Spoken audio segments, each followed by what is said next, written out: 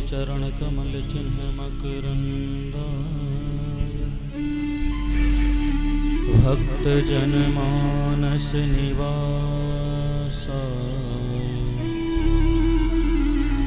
श्री रामचंद्राय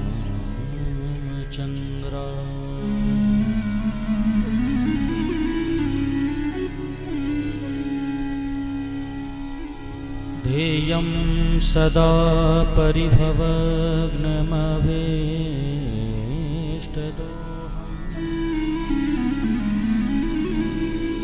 तीर्थास्पदं शिवविरञ्चनुतं शरण्यम्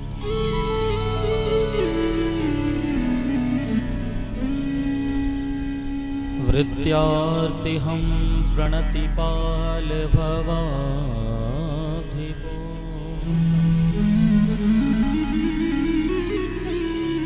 वन्दे महापुरुषते चरणारविन्दम्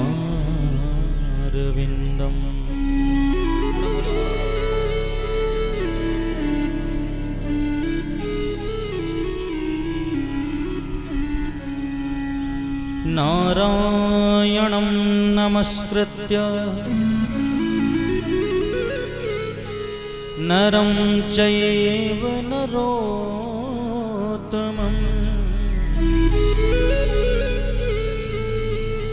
देवीं सरस्वतीं व्यासं ततो जयमुदीरये।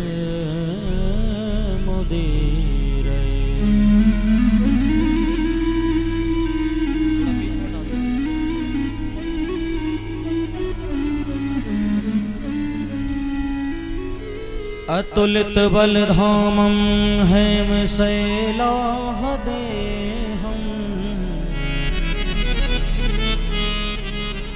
दनुजवन्कृशानुं ज्ञानिनामग्रगण्यं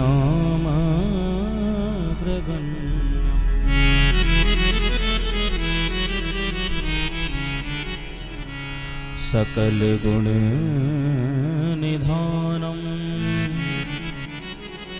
वानराणामधीशं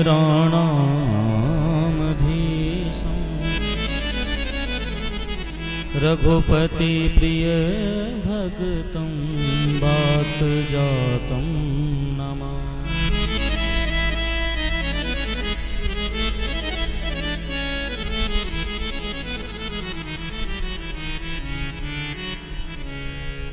बंसी विभूषित करान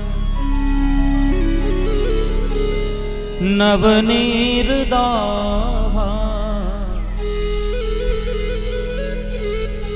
पीताम्बरादरुणबिम्बफलाधरोष्ठा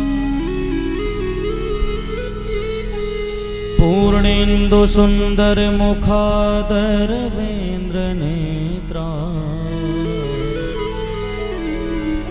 कृष्णात् परं किमपि तत्त्वमहं न जाने।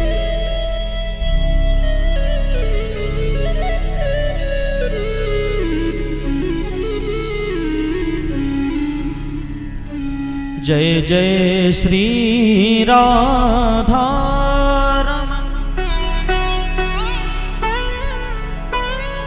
जय जय नवल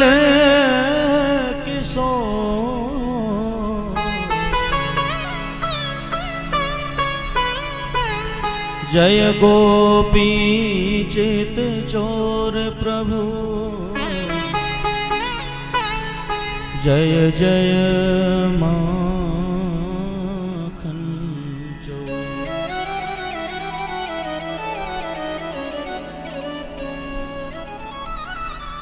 जय जय माखन चोर।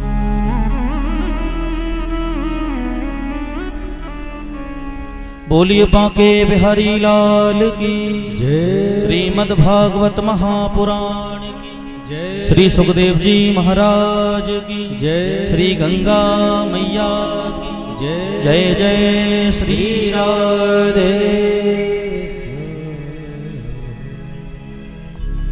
अनंत करुणा वर्णालय भक्तवांछा कल्पतरु परम मंगलमय श्रीमद् भागवत महापुराण के अंतर्गत कल के प्रसंगों में हम सभी भक्तों ने बड़े ही आनंद के साथ में भगवान श्री कृष्णचंद्र जी का जन्मोत्सव मनाया। भगवान श्री कृष्ण जन्म लेते ही जेल खाने से रात्रि में भाग करके सीधे गोकुल आ गए और गोकुल में 90 साल के नंद बाबा है गए। 90 साल के नंद बाबा के आज छोरा भयो है पहली बार, तो बड़े प्रसन्न हैं, महामना होकर के दान लुटा रहे हैं, बधाई दे रहे हैं सभी को। समस्त ब्रज बामांगनाएं आती हैं और आकर के बधाइयां गाती हैं, भगवान के दर्शन करती हैं, पालना झुलाती हैं। समस्त ब्रज में आज धूम मची। श्री शुकाचार्य जी महाराज वर्णन करते हैं, राजन नंदस्त्वाजमज उत्पन्ने जाता ह्लादो महामना आहूय विप्रान वेद ज्ञान स्नातः शुचिर्लंकृता।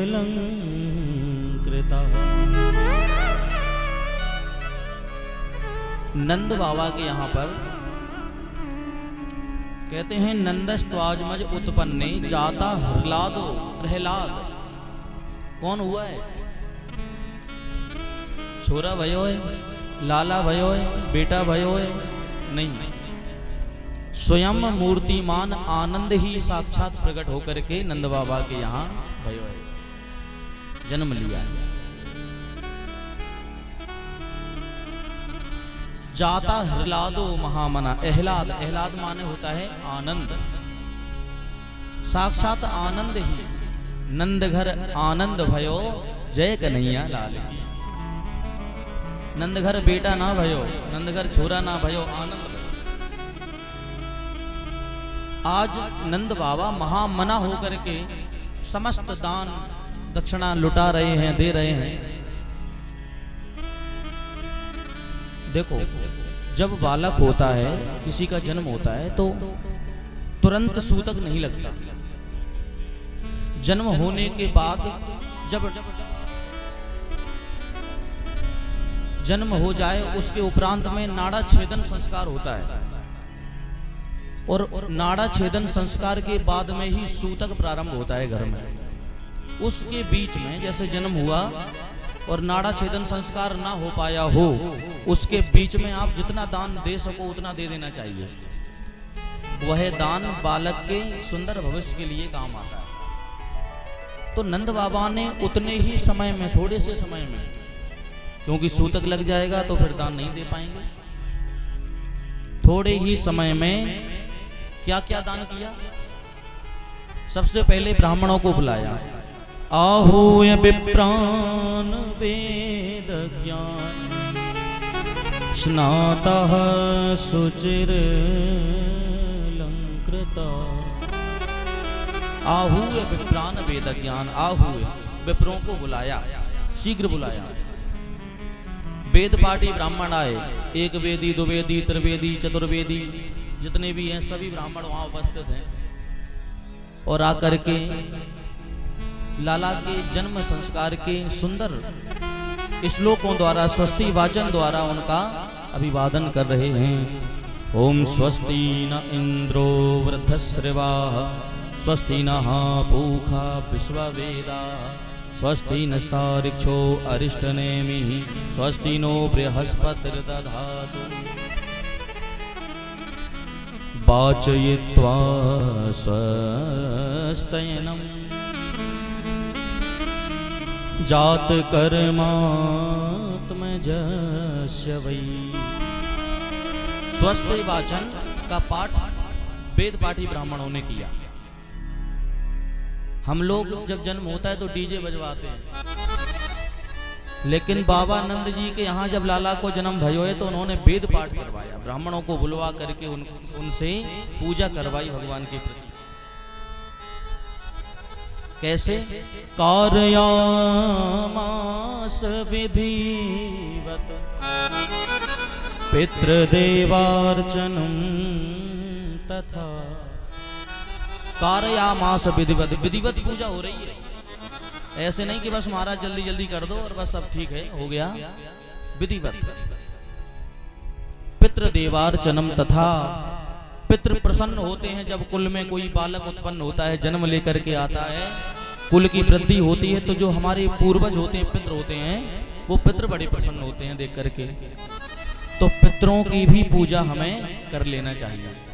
पितृ देवार्चनम तथा, पितृ अर्चन और देव अर्चन दोनों को साथ में करना चाहिए। हमारे ऊपर 3 ऋण रहते हैं, मातृ ऋण, दैव ऋण और पितृ ऋण। इन तीनों ऋणों से हमें उऋण होना है।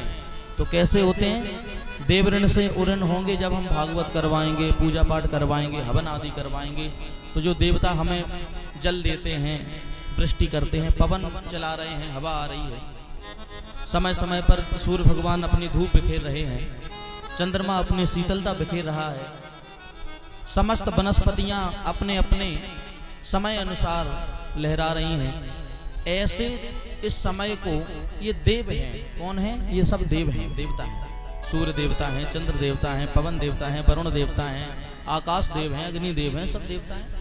तो इनका जो ऋण है हमारे ऊपर, हम दिन रात उनका उपयोग करते रहते हैं, तो ऋण है, कर्ज है हमारे ऊपर। वो कैसे उतारें?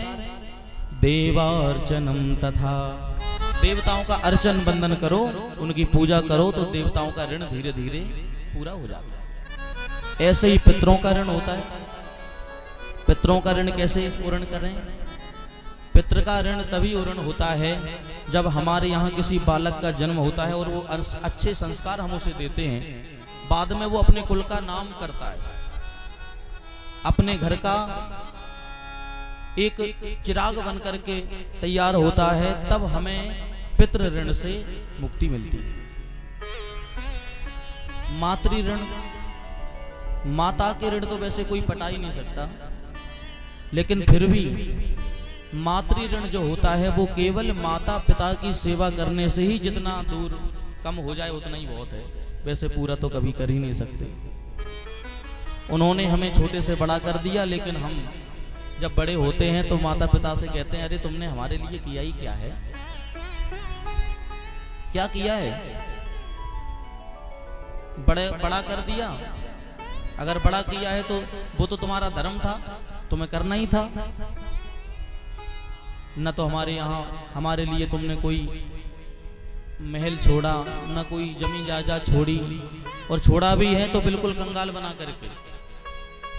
लेकिन ये नहीं जानते कि माँ पिता के ऋण जो होते हैं, स्वयं नहीं सोती और पुत्र को सुलाती है। जहां बालक छोटा होता है, वस्त्र गीले हो जाते हैं, तो माँ गीले वस्त्रों में सो जाती है और सूखे वस्त्रों में अपने पुत्र को लिटा लेती है। पुत्र की तरफ से कभी पीठ भी नहीं करती। रात्रि में जागते जागते निकल जाती हैं कई बरसें। हम हर एक छोटा छोटा प्रश्न करने लगते हैं, माँ पिताजी ये कैसे हुआ, ये कौन है? तो माँ पिताजी बड़े सहनशीलता से बताते हैं, बेटा ये तुम्हारे मामा जी हैं, इसको ये करने से तुम जो भी जवाब आप प्रश्न करोगे उसका जवाब माँ पिता देते हैं। लेकिन जब वही माँ पिता बूढ़े हो जाते हैं, हम बड़े हो जाते हैं, तो फिर वो प्रश्न हमसे करते हैं, बेटा आज भैया आए थे, वो क्यों आए थे? तो हम लोग उल्टा बोलते हैं उनसे, तुम्हें क्या करना, तुम बैठे रहो, तुम्हें कुछ पता है नहीं, फिर क्यों बीच में बोलते हो बार बार? आपको ये, आप तो बैठे रहा करो बस, हमारे बीच में कोई हमसे मिलने आ रहा है, तुम बीच में बकबक किए जा रहे हैं। हमारे हर छोटे छोटे प्रश्नों का उत्तर दिया है और हम एक प्रश्न का उत्तर नहीं दे सकते, धिक्कार है। कैसे मातृ ऋण का हम ऋण हो सकते हैं?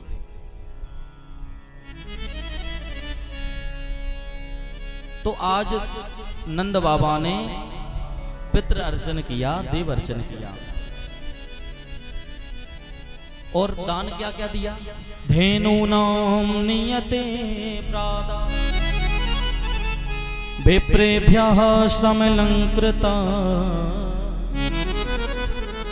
तिलाद्रीन सप्तरत्नौघ सात कुंभाभरावृता।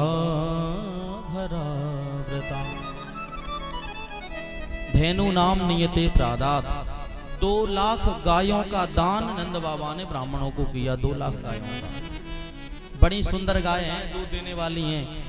9 लाख गाय हैं नंद बाबा के यहाँ पे। हाँ, 9 लाख गैया नंद भवन में। जैसो ही